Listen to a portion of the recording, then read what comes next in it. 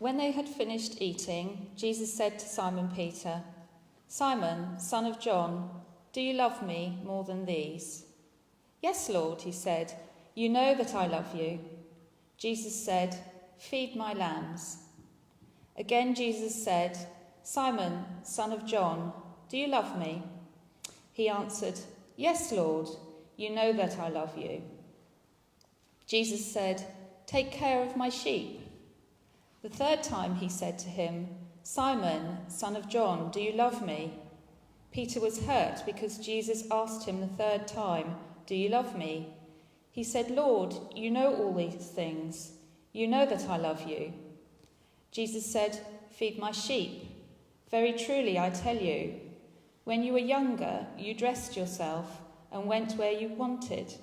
But when you are old, you will stretch out your hands, and someone else will dress you and lead you where you do not want to go."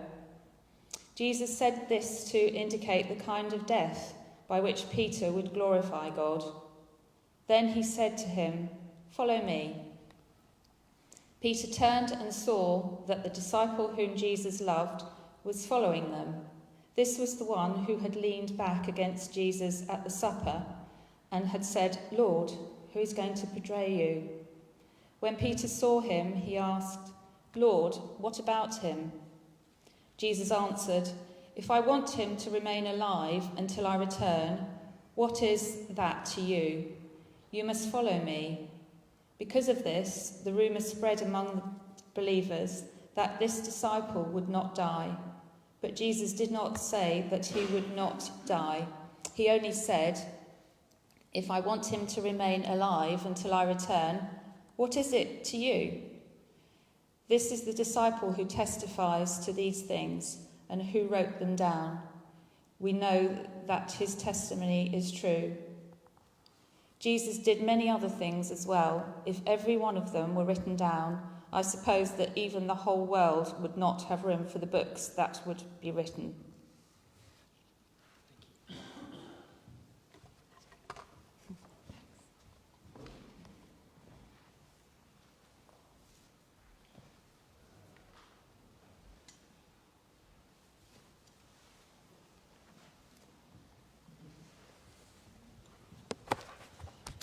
It all started to go wrong when I cut the bloke's ear off.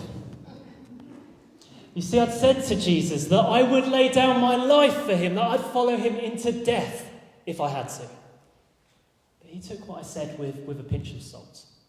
"Will you really lay down your life for me, Simon Peter? Very truly I tell you, before the cock crows, you will disown me 3 times. I didn't think anything of it at the time. I know who I am. I know what I'm like, and if Jesus is going down, I'm going down with him. He's who I live for. He's my rabbi. He's like a brother, like a boss, like God to me."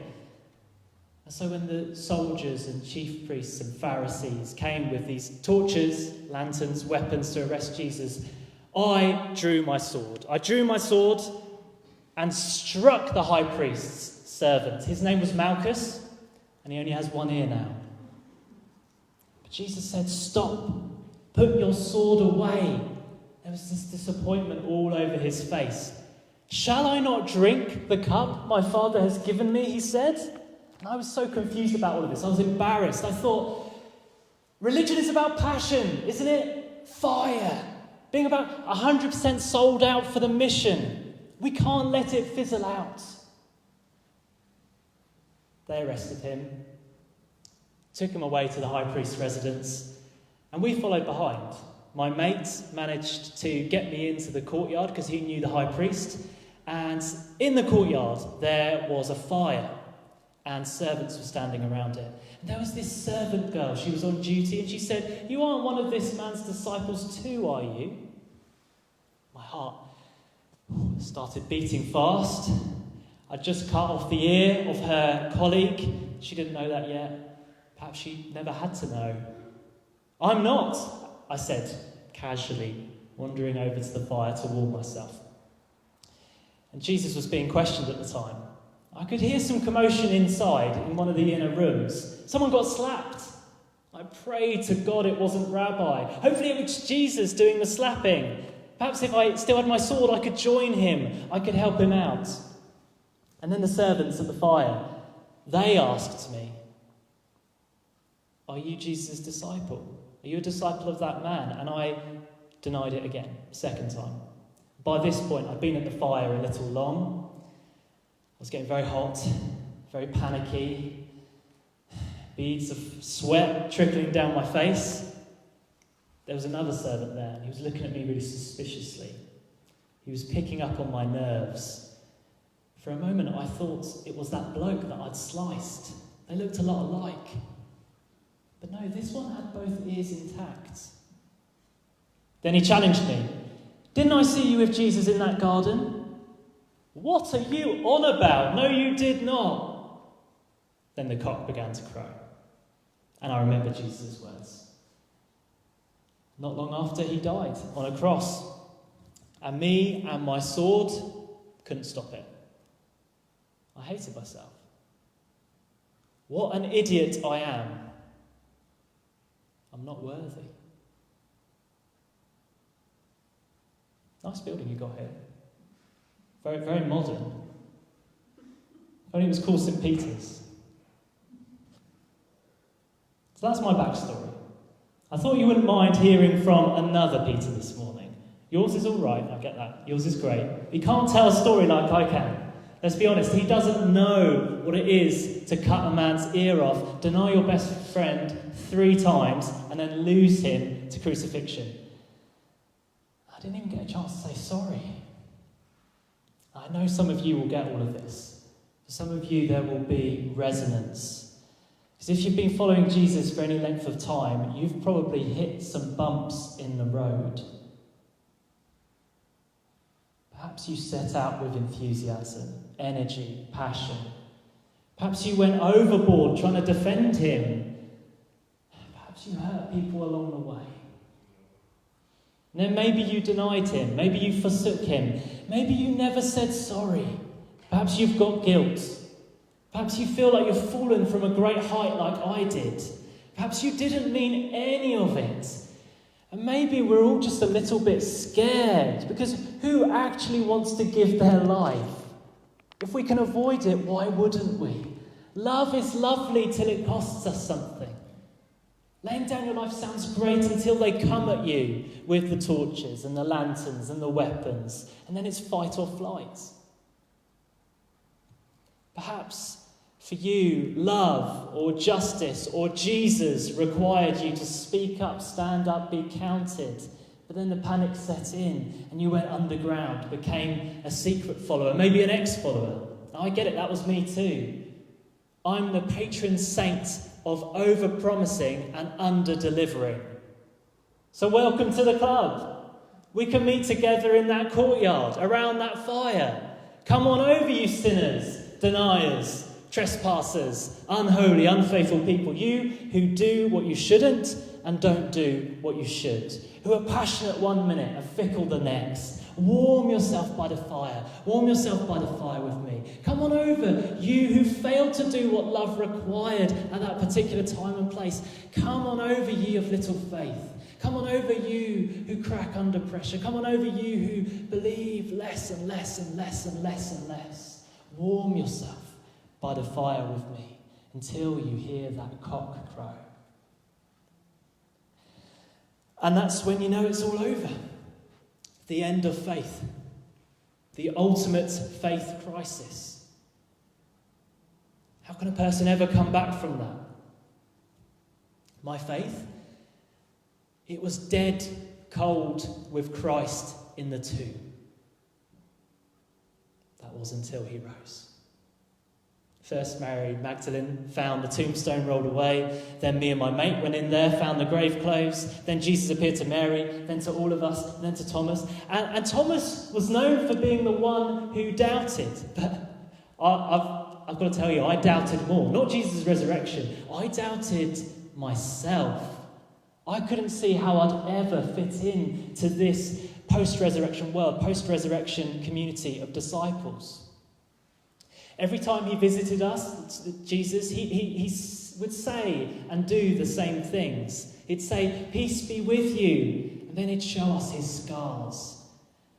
And I kept thinking to myself, surely this peace doesn't extend to me, does it? I saw the scars, and I thought, they weren't for me, were they? They were for the others, for the faithful, for the ones who stood by him.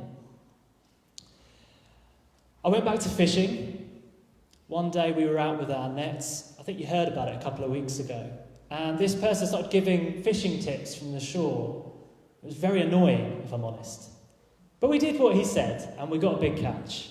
Turned out the person on the shore was Jesus. He cooked us breakfast on the beach.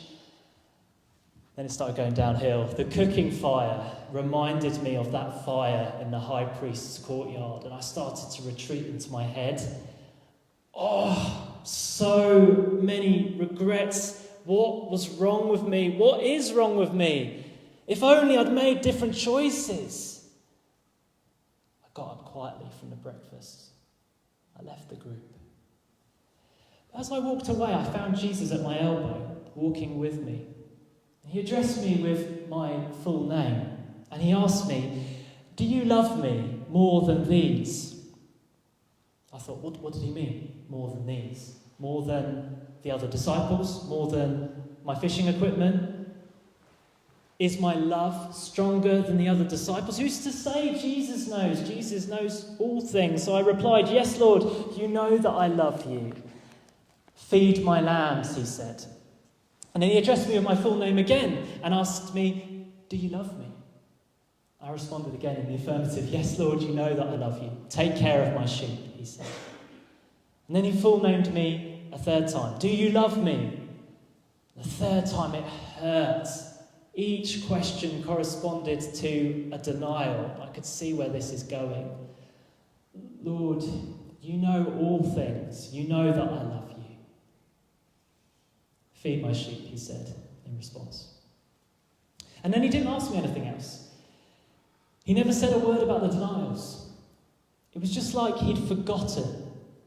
He could have asked, "Why did you do it? How are you going to do better in the future?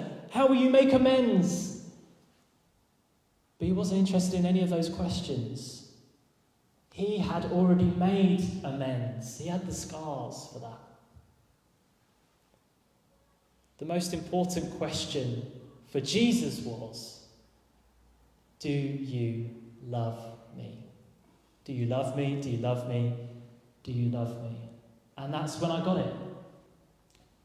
Jesus isn't stuck in the past. I am.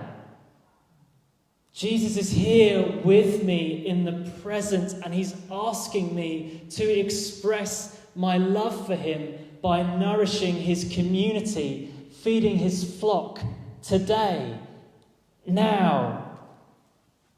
Jesus hadn't finished. He told me this proverb. He said, "Very truly I tell you, when you were younger, you dressed yourself and went where you wanted. But when you are old, you will stretch out your hands and someone else will dress you and lead you where you do not want to go. Follow me." I didn't really get it at the time. I was a young guy that did what I wanted when I wanted, but I understand now because in the first half of my life, I grasped things and expanded out into the world. I wielded the sword and cut off the ear. But now in the second half of life, I must learn to let go, to stop grasping, to let go and lay down my life and follow Jesus wherever it may lead me, even to death. I turned around to find my mate following us, the beloved disciple. I said to Jesus, "Lord, what about him?" Jesus knew that I wanted to know if he was going to walk the same path as I was going to walk. Jesus said, "If I want him to remain alive until I return, what is that to you? You must follow me." And Jesus said this with warmth and warning. I knew then that my mate's path was going to be different from mine. And that if I kept turning around to see what he was doing and how he was following Jesus, I would lose my way, lose my focus. I needed to focus on what it meant for me to follow Jesus, nobody else. And I can't begin to tell you what difference this conversation made to my life. In my head, I was stuck in that courtyard at the fire where I denied Jesus, but now I'm free, I'm following Jesus, I'm feeding the flock, I'm focusing on my own path, not looking back to my mates. And I want you to be free too. I want you to be so free as I am. Jesus wants you to be free. Jesus doesn't want you stuck in the past, stuck with your regrets, stuck with your negative self-talk. Because Jesus has only one question for you, and it's the same one that he asked me. Do you love me, he says to you. And it's a question of love, it's a question of the heart. Do you love this resurrected, scarred God-man who gave himself for the salvation of the world? And you might not even be at that point in your journey to call him that. But still the question remains for you. Jesus asks, do you love me? He loves you, but do you love him? That's all he's interested in. Will you respond to his love today, now? And if you do love him, will you show it by caring for this flock, building up this body, nourishing this church with the best you have to offer? And don't stop there, because there are beloved sheep outside of the church too. Every time you make a mistake, we all will, don't keep replaying it in your mind. Don't beat yourself up. Don't write yourself off like I did. Return to that question, Jesus' most important question. Do you love me? Jesus asks. And then don't delay. Go and take care of his sheep. And I honestly wish that I could tell you exactly what it looks like to follow Jesus. Do this. Don't do that. Go here. Go there. Change that and you've arrived at Christ-like perfection. But I can't. You're going to have to work out what it looks like for you to follow Jesus. That's what I found out. I can't follow Jesus like my mate. And my mate can't follow Jesus exactly like me. And if I'm staring at him, I've lost my focus on Jesus up ahead. And in every community of disciples, there is unity and diversity. Unity because we're following Jesus together. Diversity because everyone's different. And we are each called to follow Jesus in the unique body, mind, context that we've been given. And so, don't look back. Don't judge your mate for doing it differently. And don't lose your focus on Jesus. And one last thing. Don't cut anyone's ear off. Amen.